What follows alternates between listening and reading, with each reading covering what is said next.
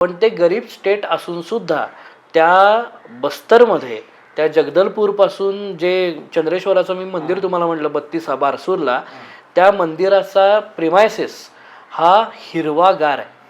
त्याला कंपाऊंड आहे, तिथं डेडिकेटेड माळी ठेवलेला आहे, तिथं हिरवगार लॉन त्यांनी तयार केलेला आहे. सेम केस 32ला, सेम केस बारसूरच्या गणपतीला, सेम केस दंतेश्वरीला, सेम केस राजिमच्या मंदिरांमध्ये, सेम केस बोरमदेवच्या मंदिरांमध्ये. हे छत्तीसगडची अख्खी अशी टोकं आहेत.